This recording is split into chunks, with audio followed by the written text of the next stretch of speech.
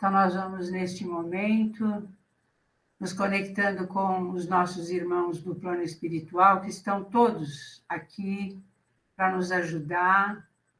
Neste momento, nós temos também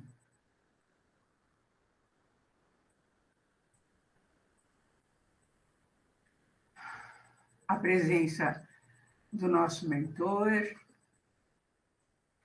Todo mundo muito feliz. Então, nós te agradecemos, Pai, por este momento, por esta oportunidade, porque a gente vai fazer tudo para aprender tudo direitinho. E nós vamos dizer ao nosso Pai a oração que o nosso Mestre Jesus nos ensinou agora. Pai nosso que estais nos céus, santificado seja o vosso nome, venha a nós o vosso reino. Seja feita a vossa vontade, Pai, assim na terra como nos céus. O pão nosso de cada dia nos dai hoje. Perdoa, Senhor, as nossas dívidas, assim como perdoamos os nossos devedores.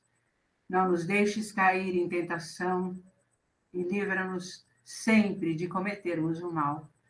Que assim seja, graças a Deus e graças a Jesus.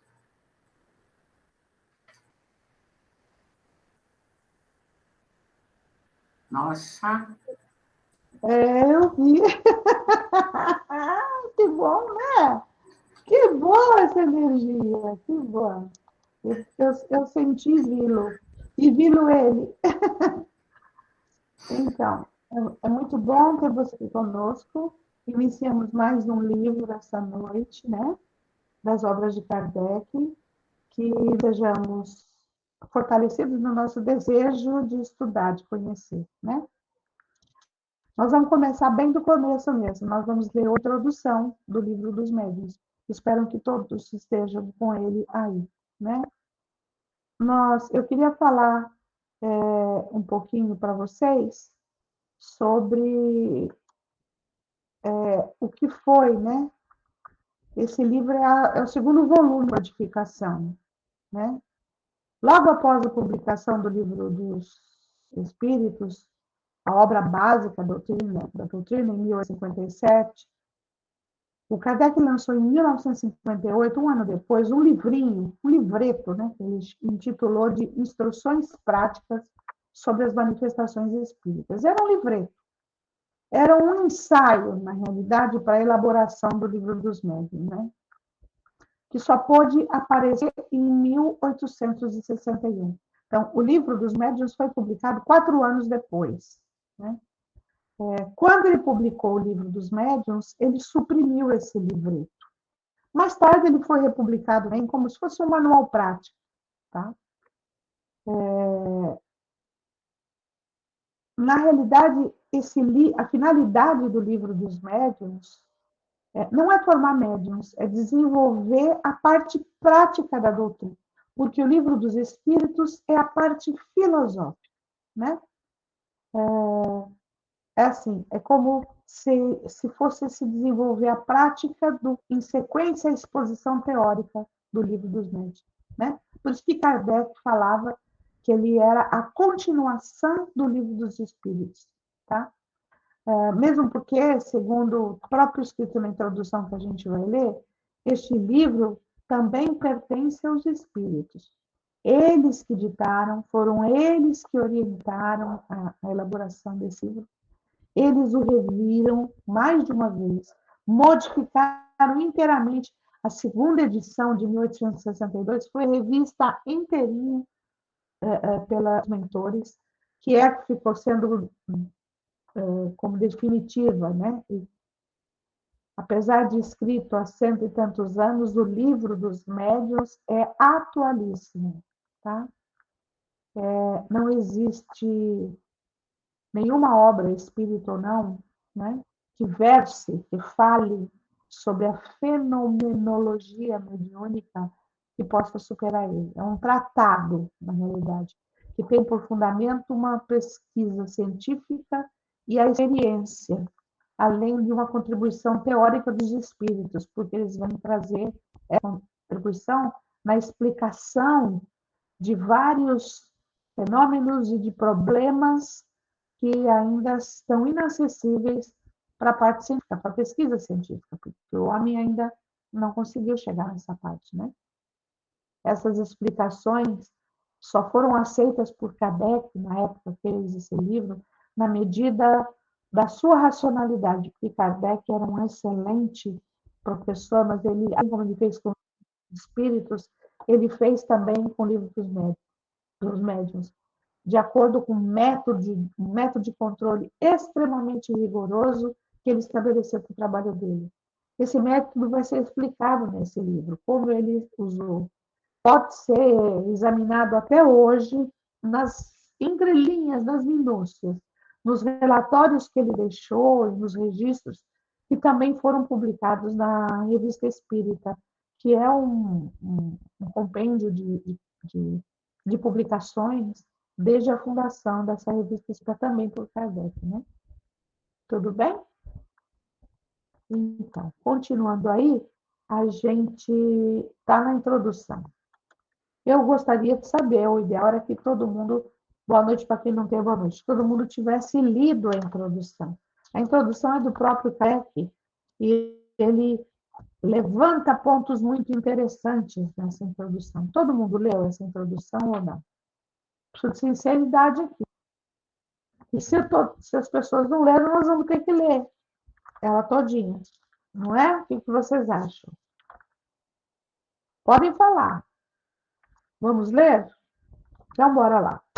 Eu vou ler um pedaço, daí eu passo depois para cada um, tá bem?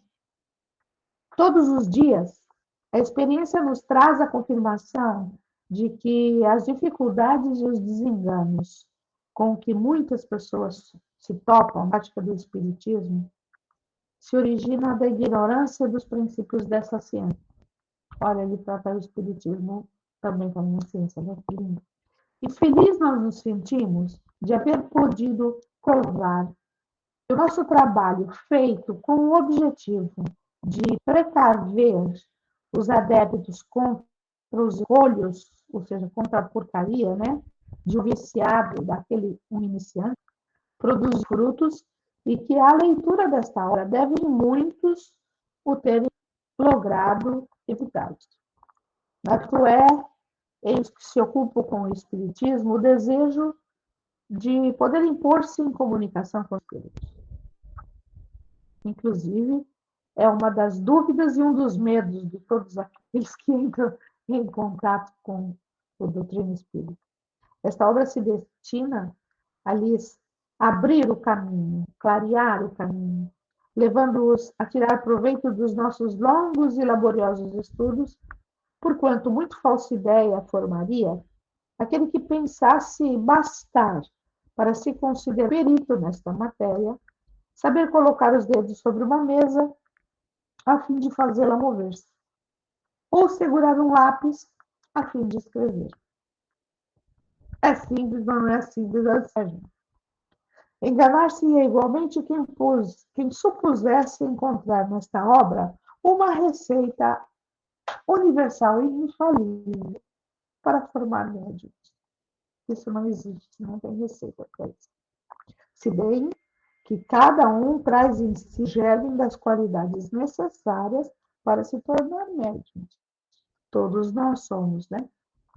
Tais qualidades existem em graus muito diferentes e seu desenvolvimento depende de causas que a ninguém é dado conseguir se verifiquem à vontade. As regras da poesia, da pintura e da música não fazem que as pessoas se tornem poetas, pintores ou músicos, aqueles que não têm o gênio de alguma dessas artes. Quer continuar, Edna? Elas guiam os que possuem essas faculdades naturais. Ocorre o mesmo com este trabalho, e seu objetivo é indicar os meios de desenvolver as mediunidades.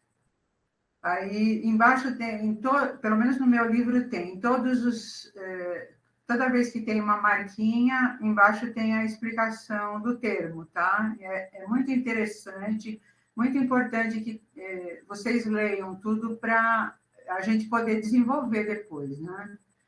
Então, tanto quanto o permitem as disposições de cada um, e principalmente de orientá-las com segurança quando a faculdade existe.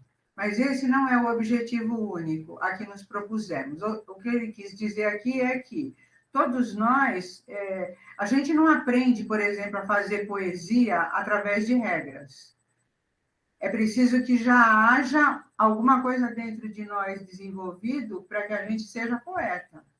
Assim como a gente vai desenvolver para ser pintor, escultor, a gente já vem com essa faculdade desenvolvida e a gente vai se utilizar de regras, óbvio, né, para aperfeiçoar o que a gente vai fazer. Mas não é a regra que define o poeta, né?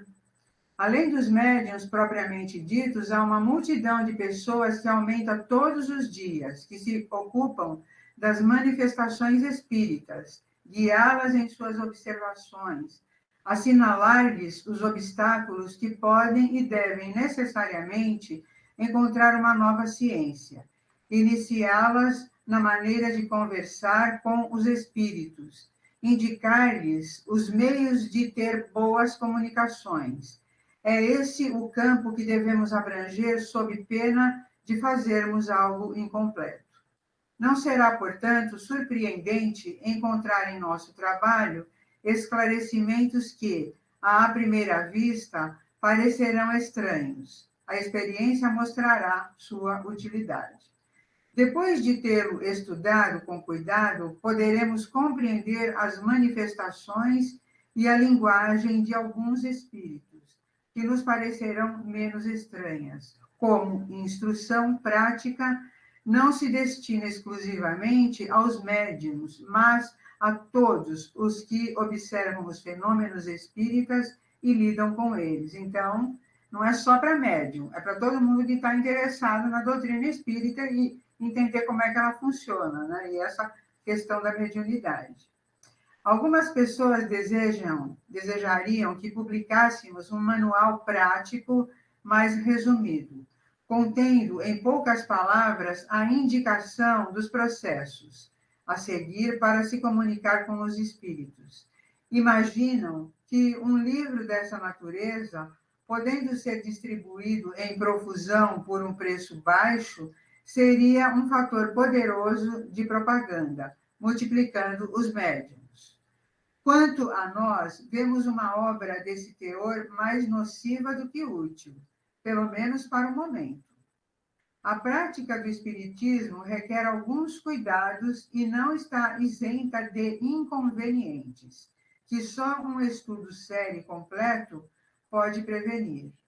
Seria, então, de temer que uma instrução muito resumida provocasse experiências levianas e das quais se poderia ter motivo de arrependimento. Essas são situações com as quais não é nem conveniente e nem prudente brincar. E prestaríamos um mau serviço ao colocá-las à disposição do primeiro curioso que julgasse divertir-se ao conversar com os mortos. Nós nos dirigimos às pessoas que veem no Espiritismo um objetivo sério, que compreendem toda a sua importância e não fazem das comunicações com o mundo invisível um passatempo. Então, vejam que já naquele tempo, né, é a leviandade do ser humano, né? É bem isso, né? Então, publicamos uma instrução prática com o objetivo de guiar os médiuns. Essa obra está esgotada e, embora feita com um objetivo eminentemente elucidativo e sério, não a reimprimiremos, porque não a achamos suficiente para esclarecer todas as dificuldades que podem ocorrer. Nós a substituímos por esta, na qual reunimos todos os dados de uma longa experiência e de um estudo consciente, que contribuirá, pelo menos, é o que esperamos para dar ao Espiritismo um caráter sério, que é sua essência, e para evitar que ele seja visto como um objeto de ocupação frívola e um divertimento, que foi o que a Maria Ângela falou no início, que tem, né? Mas foi substituída por esta obra aqui, né? A essas considerações, acrescentamos uma muito importante, a péssima impressão que produz nas pessoas iniciantes ou mal preparadas as deduções que tiram de experiências feitas levianamente e sem conhecimento. Elas têm o inconveniente de dar uma ideia muito falsa do mundo dos espíritos e de se prestar à zombaria e a uma crítica, nesses casos, procedente. É por isso que os incrédulos saem dessas reuniões mais descrentes e pouco dispostos a ver no Espiritismo algo sério. A ignorância e a leviandade de alguns médios causaram à opinião de muitas pessoas mais danos do que se crê. O Espiritismo fez grandes progressos desde alguns anos, mas fez um progresso imenso desde que entrou no caminho filosófico e passou a ser apreciado por pessoas esclarecidas. Hoje, deixou de ser visto como espetáculo. É uma doutrina da qual não riem mais os que zombavam das mesas girantes. Ao fazer esforços para conduzi-lo e mantê-lo nesse terreno, temos a convicção de conquistar-lhe mais seguidores úteis do que provocássemos, sem razão nenhuma, manifestações passíveis de abusos. Temos a prova disso todos os dias pelo número dos que se tornaram espíritas apenas com a leitura do Livro dos Espíritos. Após termos exposto a parte filosófica da ciência espírita em O Livro dos Espíritos, apresentamos nesta obra a parte prática para o uso dos que querem se ocupar das manifestações, seja para si mesmos ou para se darem conta dos fenômenos que podem observar. Nela, trataremos dos obstáculos que podem ser encontrados e do modo de evitá-los. Essas duas obras, embora façam sequência uma à outra, são até certo ponto independentes. Recomendamos ler primeiro o Livro dos Espíritos, que foi o que nós fizemos. Porque contém os princípios fundamentais, sem os quais algumas partes desta obra seriam dificilmente compreendidas. Alterações importantes foram feitas na segunda edição, muito mais completa do que a primeira. Ela foi corrigida com cuidado particular pelos espíritos, que acrescentaram um grande número de observações e de instruções do mais alto interesse. Como eles revisaram tudo, aprovaram ou modificaram à sua vontade. Pode-se dizer que, em grande parte, a obra é deles, visto que sua intervenção não se limitou apenas a alguns artigos assinados. Indicamos os seus nomes somente quando nos pareceu necessário, para caracterizar algumas citações um pouco extensas, emanadas deles textualmente, porque senão seria necessário citá-los quase a cada página, notadamente em todas as respostas dadas às questões propostas, o que não nos pareceu útil. Os nomes, como foi dito, pouco importam em semelhante matéria. O essencial é que o conjunto do trabalho responda ao objetivo a que nos propusemos. Como acrescentamos muitas informações e muitos capítulos inteiros, suprimimos alguns outros que estavam em duplicidade, entre eles a escala espírita, que já se encontra no Livro dos Espíritos. Suprimimos igualmente do vocabulário o que não se ajusta, aliás, não se ajustava ao plano desta obra, e que se encontra utilmente substituído por informações mais práticas. Desde a segunda edição, não houve mais alterações no texto. Então, já deu uma lição aí, né? Que a gente não fique se preocupando com quem está passando a mensagem. Essa é a primeira lição deles, né? Quando a gente recebe alguma coisa, e tem gente que fica, mas eu quero saber o nome do espírito que passou a mensagem. Não importa. O importante é a mensagem, né?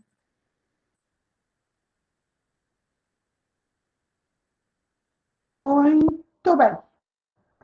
Sim, então vamos lá. O livro dos médiuns é dividido em duas partes. A primeira parte é chamada Noções Preliminares e é dividida em 4 capítulos.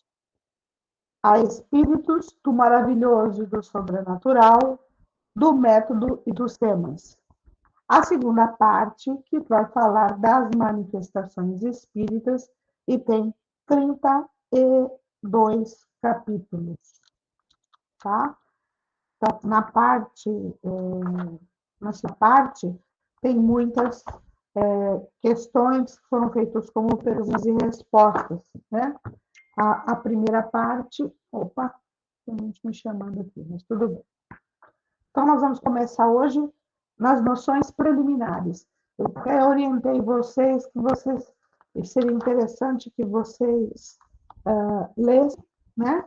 A gente vai fazer o seguinte: se vocês prestaram atenção no livro, ele tem tópicos, né? Tem o tópico 1, item 2, depois ele tem item 3, depois ele tem item 4, vocês estão vendo? Nós vamos ler por item, daí fica mais fácil, todo mundo pode ler, e quem quiser fazer alguma observação ou quiser fazer algum questionamento, é só levantar a mãozinha, tudo bem? Todo mundo concorda? Levantando o dedinho para mim, para saber, ok? Podemos começar? Então, vamos lá. Arlene, você pode começar para a gente? Você está com o livro aí contigo? Acho que ela... Liga o microfone. Olá, eu estou acompanhando, eu estou com o livro no celular. É por isso que eu estou saindo um pouco para poder acompanhar. Eu posso Então, hoje começar a você ler, mas não vai aparecer a minha imagem. não tem problema, tá? Tá, Então, você vai tá, vou para o ler. item, tá bom? Tá. Capítulo 1. Há espíritos? A dúvida no que concerne à existência dos espíritos tem como causa primária a ignorância acerca da verdadeira natureza deles. Geralmente, são figurados como seres à parte na criação, de cuja existência não está demonstrada a necessidade. Muitas pessoas, mais ou menos como as que só conhecem a história pelos romances, apenas os conhecem através dos contos fantásticos com que foram acalentadas em criança. Sem indagarem se tais contos despojados dos acessórios ridículos encerram algum fundo de verdade. Essas pessoas unicamente se impressionam com o lado absurdo que eles revelam, sem se darem ao trabalho de tirar casca amarga para achar a amêndoa. Rejeitam o todo, como fazem relativamente à religião, porque, chocados por certos abusos, tudo englobam numa só condenação. Seja qual for a ideia que dos espíritos se faça, a crença neles necessariamente se funda na existência de um princípio inteligente, fora da matéria. Essa crença é incompatível com a negação absoluta deste princípio. Tomamos consequentemente, por ponto de partida, a existência, a sobrevivência e a individualidade da alma. Existência, sobrevivência e individualidade que tem no espiritualismo a sua demonstração teórica e dogmática, e no espiritismo a demonstração positiva. Abstraímos por um momento das manifestações propriamente ditas e, raciocinando por induções, vejamos a que consequências chegaremos.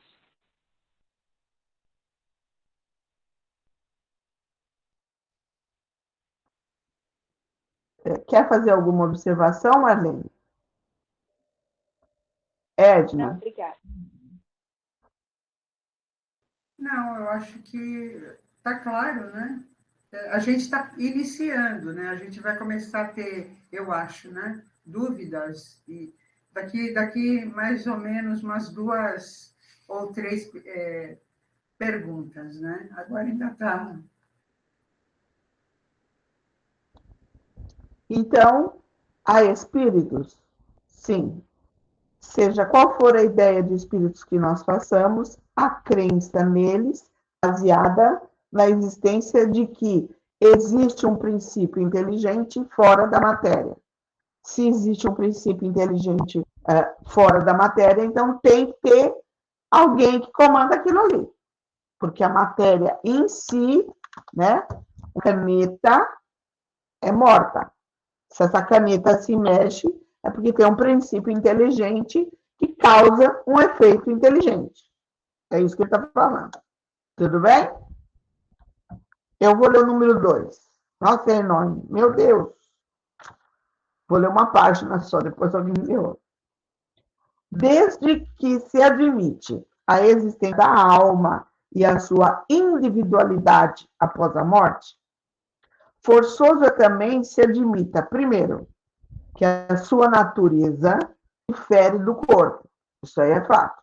A natureza da alma, do espírito, é diferente da natureza do corpo.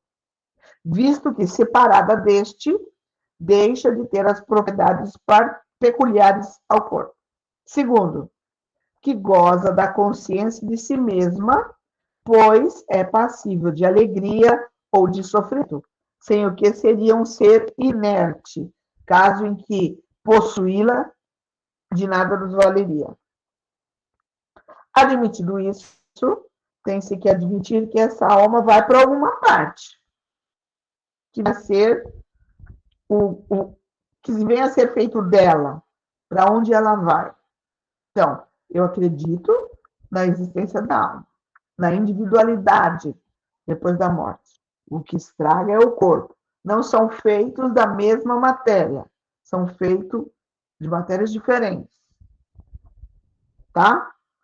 Ela tem consciência de si mesma. Senão, ia ser um ser inerte.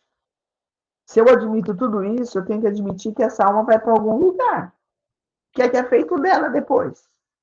Vai fazer o quê? Para onde foi? Se não fosse fazer nada dela, não ia valer até. Não ia precisava ter ela ia ficar lá junto com o corpo na sepultura. Ok? Segundo a crença vulgar, ou seja, a crença comum, a crença popular, vai para o céu ou vai para o inferno. Mas onde fica o céu e o inferno? Dizia-se outrora que o céu era em cima e o inferno embaixo. Porém, o que são o alto e o baixo no universo? Uma vez que se conhece a esfericidade da Terra, ou seja, uma vez que a gente sabe que a Terra é redonda, eu posso estar num determinado ponto do planeta e ali o alto para mim é ali e o baixo é ali. Agora, se eu estiver na Antártida, o alto é uma opção e o baixo é outra. Concordam comigo?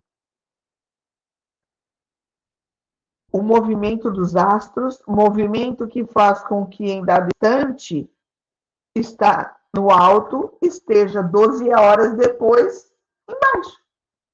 E o infinito do espaço do qual o olhar penetra, indo a distâncias consideráveis. Verdade é que por lugares inferiores também se designam as profundezas da Terra. Mas que vêm a ser essas profundezas, desde que a geologia as esquadrinhou? O homem já conseguiu esquadrinhar a profundeza da Terra até não sei quantos quilômetros. Que ficaram sendo igualmente as esferas concêntricas chamadas céu de fogo, céu de estrela, desde que se verificou que a Terra não é o centro dos mundos, que mesmo o nosso Sol não é o único Sol que existe, que milhões de sóis brilham no espaço, constituindo cada um o centro de um turbilhão planetário. Aqui ficou reduzida a importância da Terra, mergulhada nessa imensidade, é um cisco, né? Agora os telescópios até o oeste, né? Mostra que nós somos um cisco, nós somos nem pó de estrela, nós somos um traque. Ele mostra as fotos de Saturno, dos anéis de Saturno, aquele pontinho branco, brilhante, lá pequenininho, lá é a Terra. Né? Porque injustificável privilégio, este quase imperceptível grão de areia, olha lá, 64 ele já estava falando isso, que não avulta pelo seu volume, nem pela sua posição, nem pelo papel que lhe cabe desempenhar, seria o único planeta povoado de seres racionais? Maravilhoso, né? Como isso é claro, né? A razão se recusa a admitir semelhante nulidade do infinito e tudo nos diz que os diferentes mundos são habitados. Ora, se são povoados, também fornecem seus contingentes para o mundo das almas. Então, não é só nós. Não é só daqui que saem almas para o espaço, de outros mundos também. Né? Porém, ainda uma vez, que terá sido feito dessas almas, depois que a astronomia e a geologia destruíram as moras que se lhes destinavam, e, sobretudo, depois que a teoria tão racional da pluralidade dos mundos as multiplicou ao infinito? Não podendo a doutrina da realização das almas harmonizar-se com os dados da ciência, ainda não, né, gente? Outra doutrina mais lógica lhes ensina por domínio não um lugar determinado e circunscrito, mas o espaço universal. Formam elas um mundo invisível, no qual vivemos imersos, mergulhados, que nos cerca e acotovela incessantemente. É aquela imagem do aquário, que eu acho linda, né? Nós estamos todos mergulhados em mundos, em dimensões que se interconectam, mas a gente não percebe. Haverá nisso alguma impossibilidade, alguma coisa que repugne a razão? De modo nenhum. Tudo, ao contrário, nos afirma que não pode ser de outra maneira. Magda, quer continuar, por favor? Leia mais um tantinho para a gente. Pode ser? Pode. Meu livro é um pouquinho antigo, viu? Mas então, a que se reduzem as penas e recompensas futuras se lhe tirarmos esses lugares especiais? Notai que a incredulidade respeito a essas penas e recompensas é geralmente provocada pela sua apresentação em condições inadmissíveis. Em vez disso, dizei que as almas tiram de si mesmas sua felicidade ou sua desventura, que sua sorte está subordinada ao seu estado moral, que a reunião das almas simpáticas e boas é uma fonte de felicidade, que, conforme o grau de depuração, elas penetram e entreveem coisas que se apagam ante as almas grosseiras. E todos compreenderão sem dificuldades.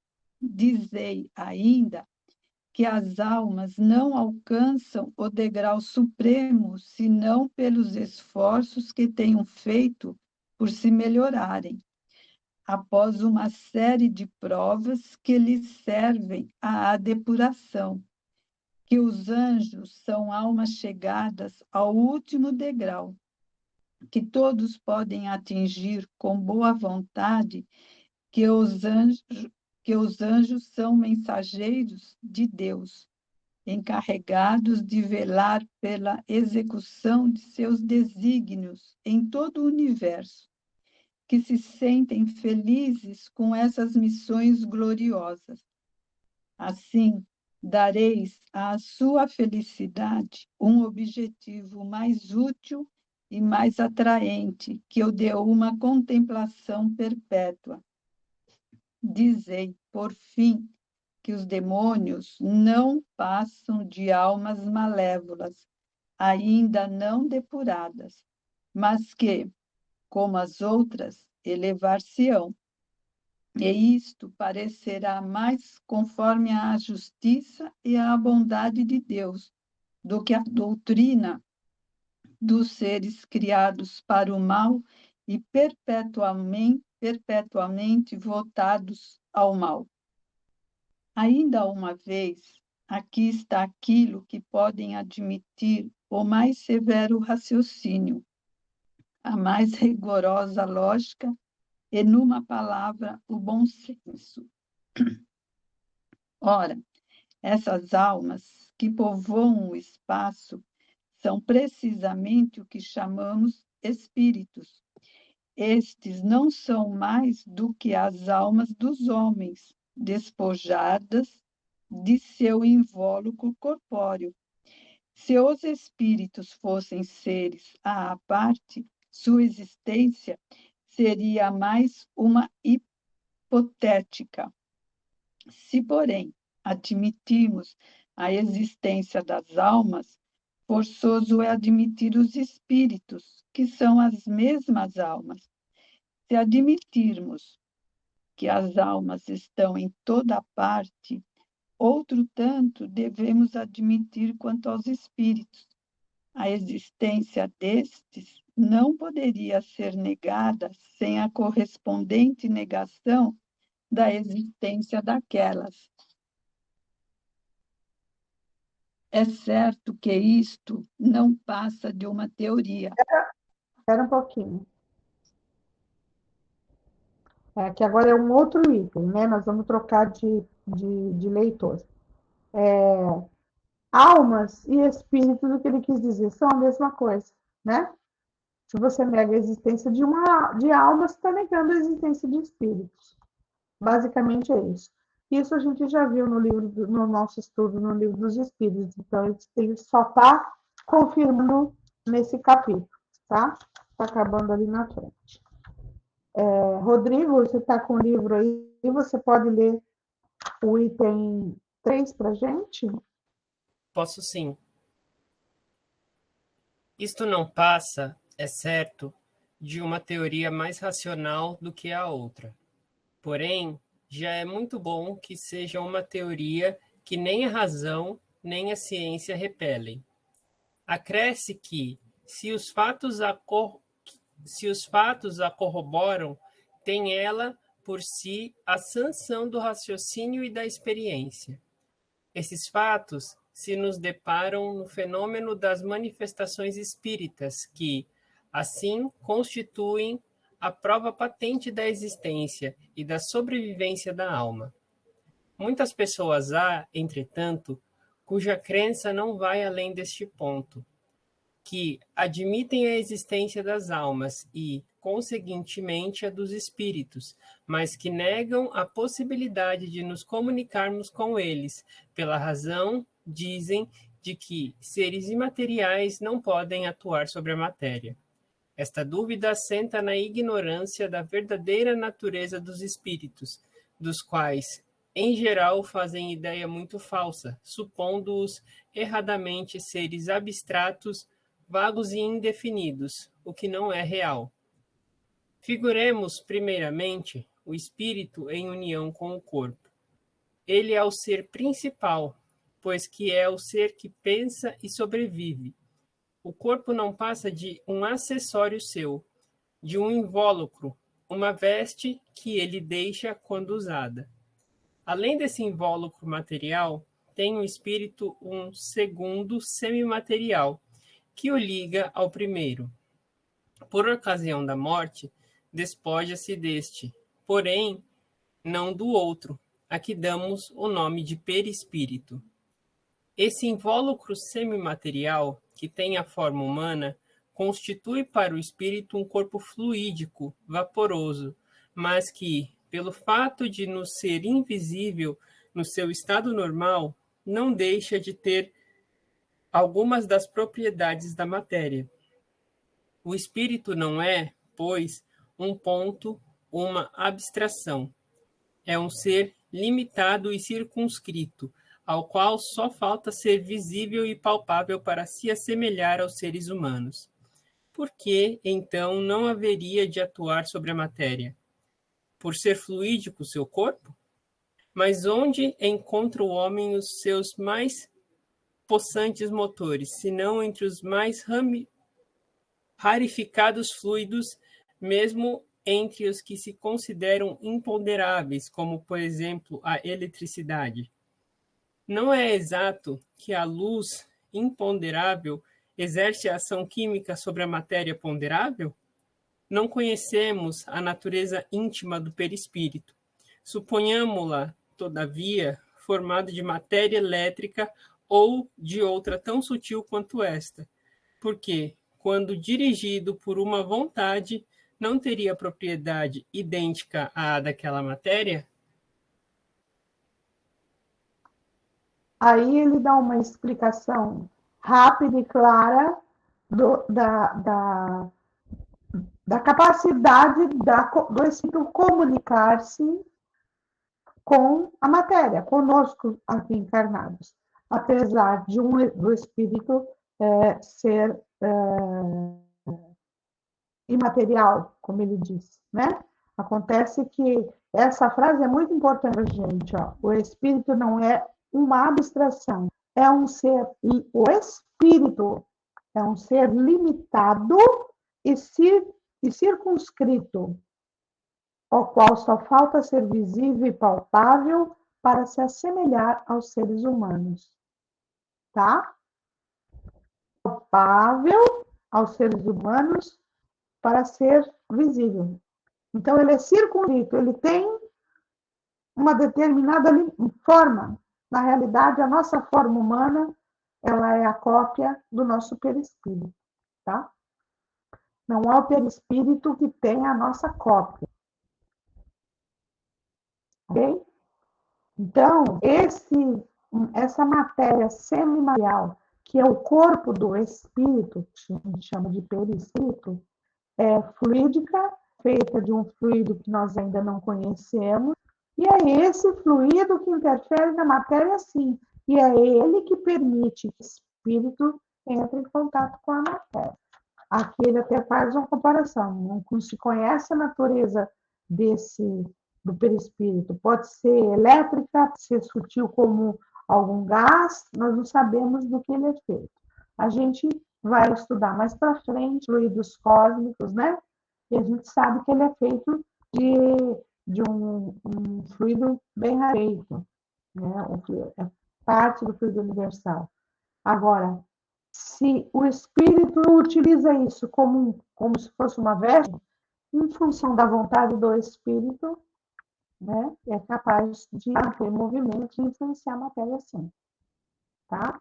Então, essa afirmação responde todo o questionamento que as pessoas que não conhecem a natureza dos espíritos alegam. Como é que o espírito pode vir aqui e interferir na matéria? Né?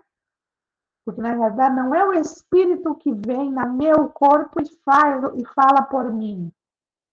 É o perispírito do espírito que entra em contato com o meu perispírito de médium, e aí a transmissão desse pensamento de mente a mente, e daí eu falo o que ele está pensando.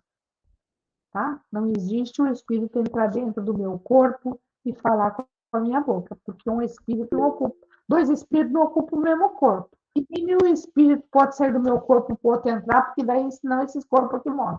Não, esse corpo é do meu espírito. Nós vamos aprender isso com mais propriedade. Fala, Edna. E assim, o que a gente vê, os médios videntes, na verdade você não vê o espírito de ninguém, você está vendo o perispírito dele.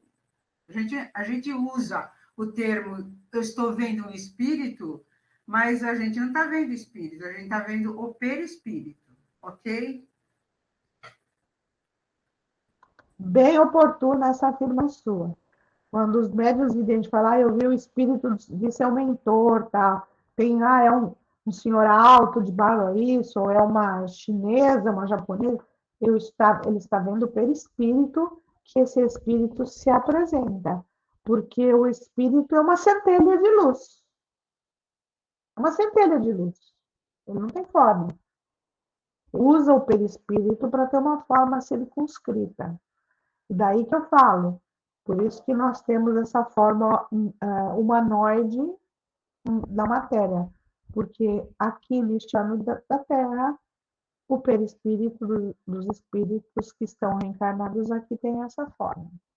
Pode ser que num outro planeta o perispírito dele seja uma forma insetívora, reptiliana, entendeu? E daí é assim que eles se apresentam. Porque a cara deles, todo mundo compreendeu isso, tá? Porque o espírito nós não vemos, nós vemos o perispírito. O espírito é como se fosse a mente, é aquela centelha, aquela luzinha, tá?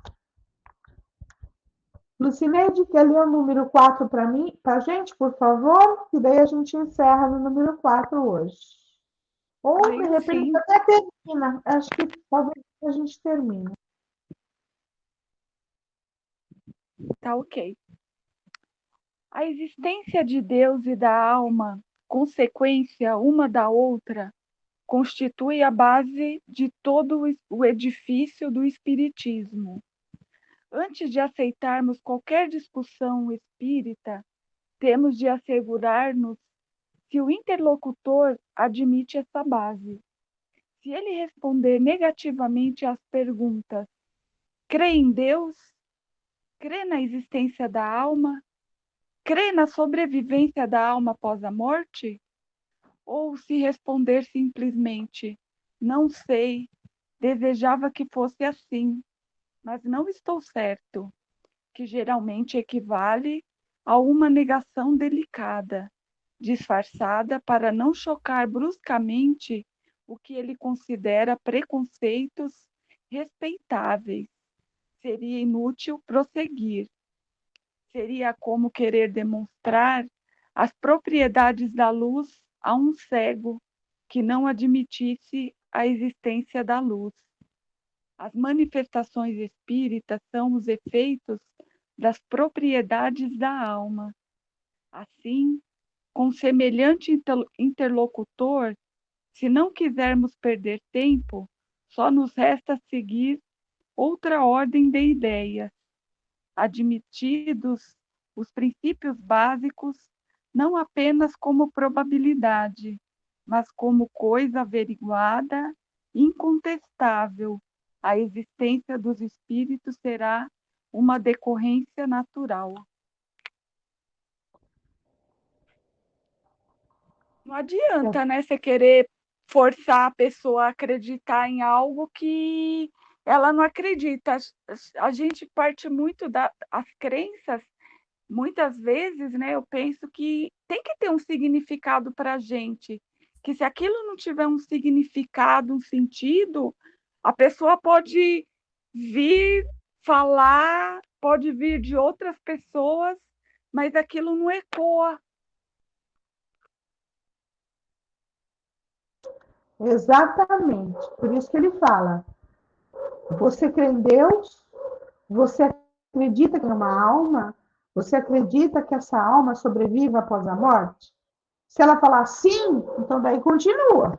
Se ela falar não sei, tenho certeza, então nem continua, porque não adianta.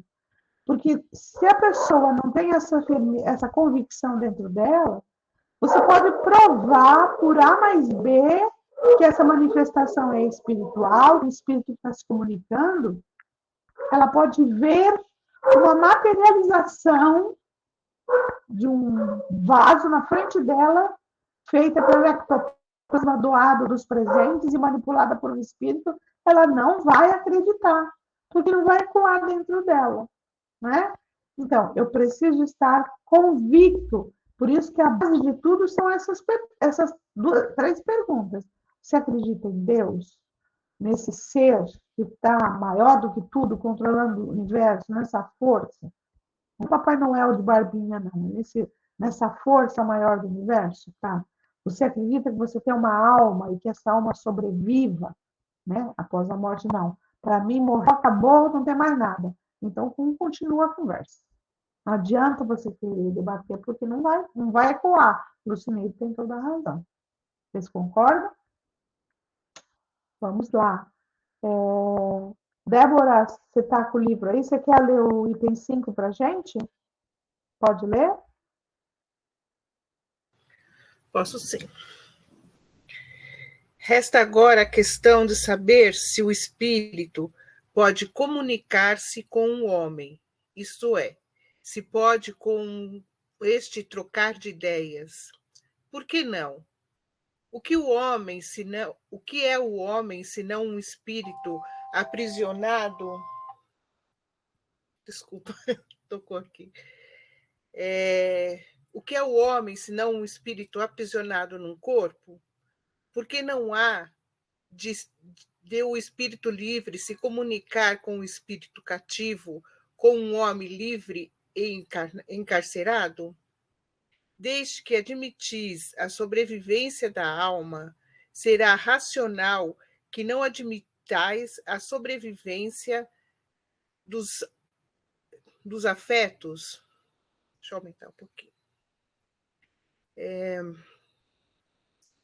Pois as almas estão por toda parte, senão será natural acreditarmos que a de um ente que nos amou durante a vida se acerque de nós, deseje comunicar-se conosco e se sirva para isso dos meios que dispunha?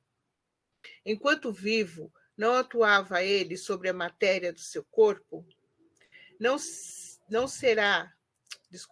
era quem lhe dirigia os movimentos?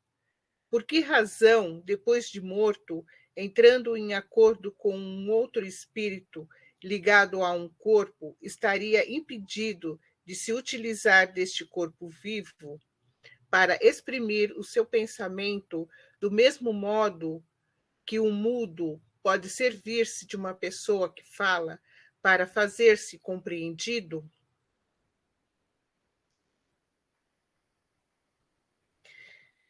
Que ele fala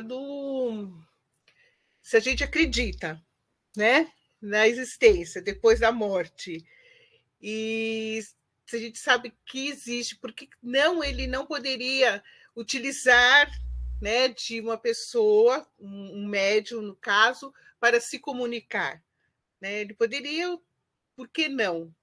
Né? Então, é isso. É isso. Obrigada, Ellen.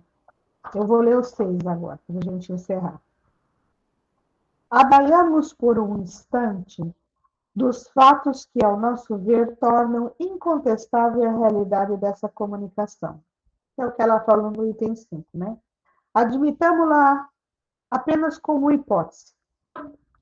Pedimos aos incrédulos que nos provem, não por simples negativa, visto que suas opiniões pessoais não podem se constituir leis, mas usando, né, expendendo razões firmes, que tal coisa não pode acontecer, colocando-nos no terreno em que eles se colocam, uma vez entendem de apreciar os fatos espíritas com o auxílio das leis da matéria.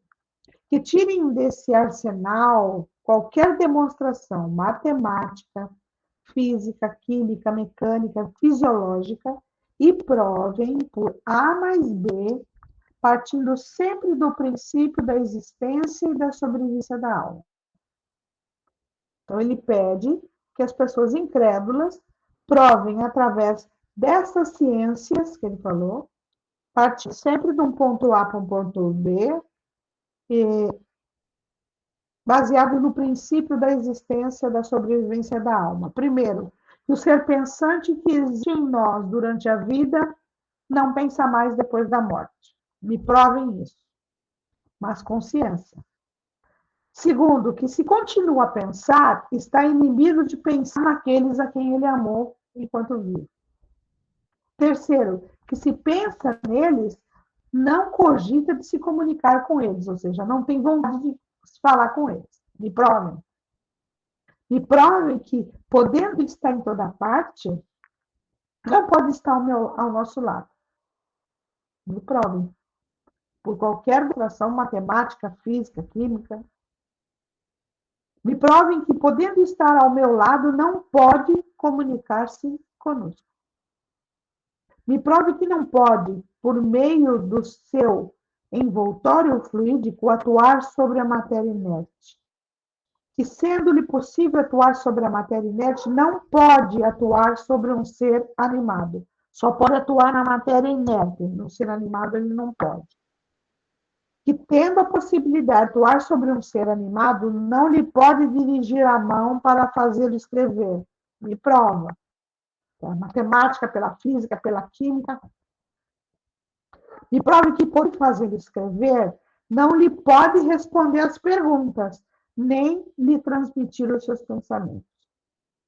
Quando os adversários do Espiritismo nos provam que isto é impossível, dando razões tão patentes quais as com que Leo demonstrou que o Sol não é que gira em torno da Terra, então poderemos considerar-lhes fundadas as dúvidas. Infelizmente, até hoje, toda a argumentação a que recorrem se resume nestas palavras. Não acredito. Logo, isso é impossível. Lindo, né? De ilusão, com certeza que cabe a nós provar a realidade das manifestações. Se você acredita, então prova para mim, não. Quem não acredita é que tem que provar que não acredita. Ora, nós lhes damos, pelos fatos e pelo raciocínio, a prova de que elas são reais. Mas, se não emitem nenhuma nem outra coisa, se chegam mesmo a negar o que vem, né? Toca-lhes a eles mesmos provar que o nosso raciocínio é falso e que os fatos são sérios. Maravilhosa introdução sobre os espíritos. Eu queria saber se alguém tem alguma dúvida, se alguém quer falar alguma coisa. E daí, na semana que vem, ó, já lemos um capítulo hoje, hein? Edna. É que, assim, não, o Kardec, ele é fantástico. Eu adoro ele, né? Eu acho ele extremamente inteligente. Ele usa o método científico. Tudo que ele colocou aqui, prove. Isso é o cientista falando. O cientista se utiliza disso para descobrir coisas, né? Para provar coisas. Por isso que a ciência, ela, a princípio, ela não acredita em nada. Mas um dia eles vão, quando eles realmente se convencerem que tudo vem de Deus, e eles precisam provar isso para eles, né? Eles vão fazer mais propaganda de Deus que nós. Entendeu? Então, é muito interessante porque este é o método da ciência. A ciência faz tudo isso para provar as coisas, tá?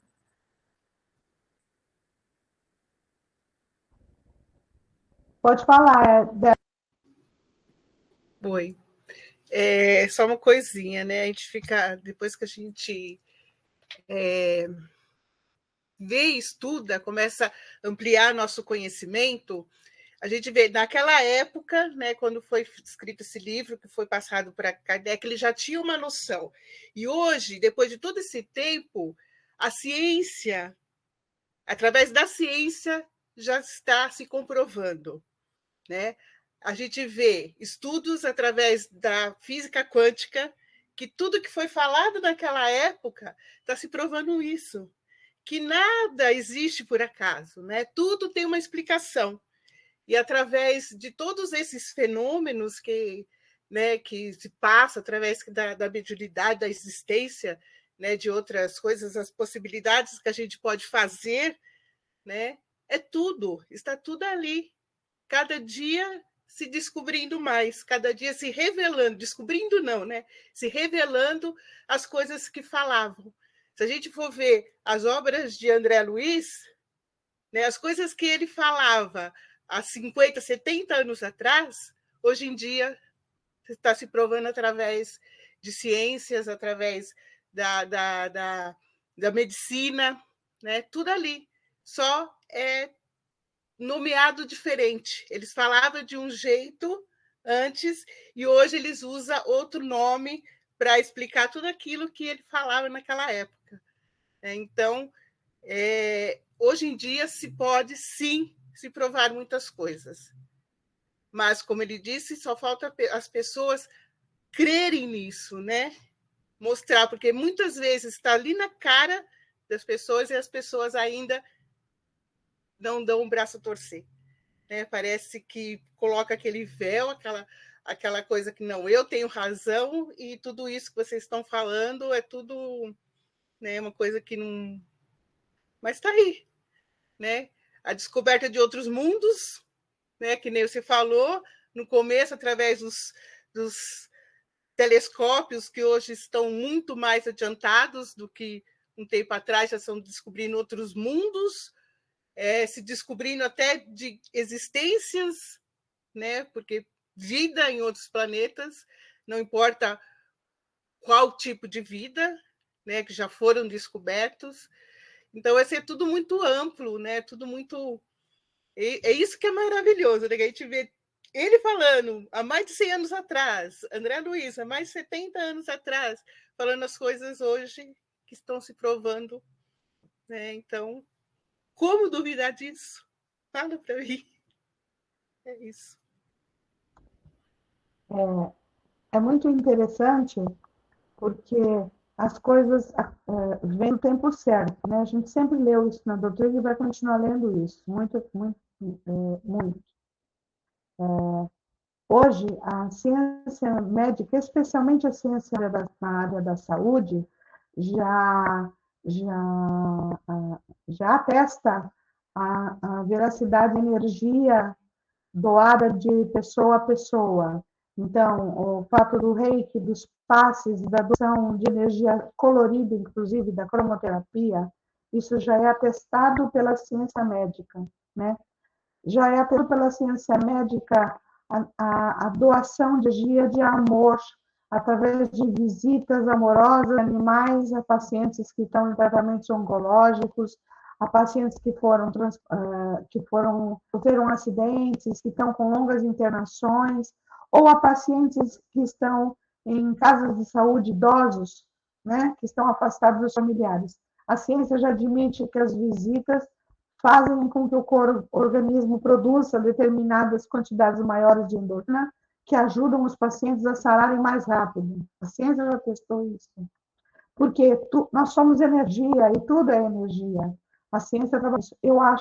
Eu sou muito apaixonada pela parte científica da doutrina espírita, né? A parte da parte religiosa, porque tudo é energia no universo, né? Então, o homem agora deu um passo muito grande, né, de 100 e poucos anos para cá, porque ele já tá admitindo que tudo é energia, a energia do amor, a energia humana pode ser transmitida de humano para humano, tudo isso já está se admitindo. Na época, como a Débora lembrou bem de André Luiz, há 70 anos atrás, ele descrevia nos mensageiros aquelas telas imensas onde se viam o que estava acontecendo em determinados lugares ou na casa das pessoas. Ele descrevia as telas grandes, coloridas, de uma luz iridescente, muito finas as telas. Ele está escrevendo as telas de LED, das televisões de LED que nós temos hoje. Quando ele falava de aparelhos que pareciam ser aparelhos eletrônicos, aos quais os trabalhadores do bem ficavam conectados, trazendo informações, eram os computadores e os notebooks de hoje. Se vocês forem ler lá nos mensageiros, é os notebooks e os computadores de hoje. Aqueles salões imensos, cheios desses aparelhos eletrônicos, onde eles recebiam as informações de diversos locais, de diversas casas, né, como era o nosso lar, né, de diversas onde tinham comunicações, né, de aparelhos que eram colocados, trazidos na mão, trazidos para o coordenador lá do nosso lar, eram os celulares móveis. A descrição que ele dá de celular, né, centrais telefônicas, ele descreve igualzinho o que a gente vivia hoje, né, 20 anos atrás. E a gente sabe que, como tudo é energia, na espiritualidade, aqui é tudo cópia de lá. Aqui é tudo cópia de lá. Então, o que nós estamos tendo aqui, eles já te utilizavam lá há muito tempo. Entendeu? Então, as coisas vão vindo para cá para a melhoria da humanidade. Então, eu gosto muito dessa parte científica do livro, que é o livro dos médiuns, porque ela vai demonstrar que magnetismo tem tudo a ver, eletricidade tem tudo a ver com os fenômenos mediúnicos, que não tem nada de sobrenatural, que ninguém tem que ter medo de nada, porque tudo é ciência, é tudo ciência, e é tudo comum. Assim como você tem todos os elementos em você, elementos químicos que estão também no universo, também o espírito tem. A única coisa é que ele tem a capacidade de manipular que nós ainda não temos, porque nós só utilizamos 10% do nosso cérebro. Só isso. Gente, 9h15, vamos encerrar. Muito feliz com o primeiro encontro. Semana que vem, vamos ver se a gente lê o capítulo 2, tá? Que é maravilhoso, do maravilhoso e do sobrenatural, tá? Vamos ler em casa, que daí, se todo mundo ler, a gente pode dar uma lidinha, daí fica mais rápido. Não fica assim tão novo para a gente, tá bem? Edna, você faz o encerramento para a gente, querida? Obrigada. Então, nós agradecemos por essa maravilha que foi essa aula de hoje, por essa oportunidade que a gente realmente se considere bastante especial, porque nós escolhemos estar aqui. E nós vamos compartilhar esse bem-estar, toda essa maravilha que a gente está sentindo agora, esse sentimento de conhecimento que a gente vai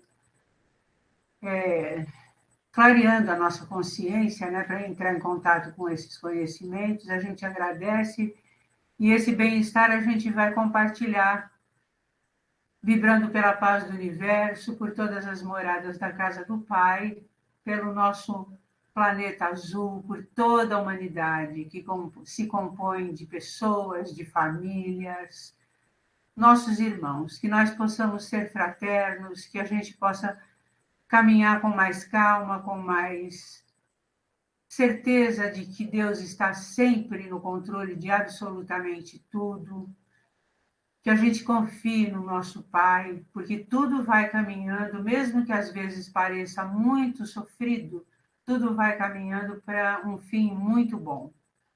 Então, nós vibramos por todos os seres humanos do planeta, pelos doentes, pelos que estão felizes, pelos infelizes, enfim, por todos, que todos recebam agora o nosso amor, a paz que Jesus deixa nos nossos corações e que a gente possa compartilhar essa paz. Todas as vezes que a gente sair, em cada olhar, em cada ação e em cada palavra que a gente tiver. Graças a Deus e graças a Jesus.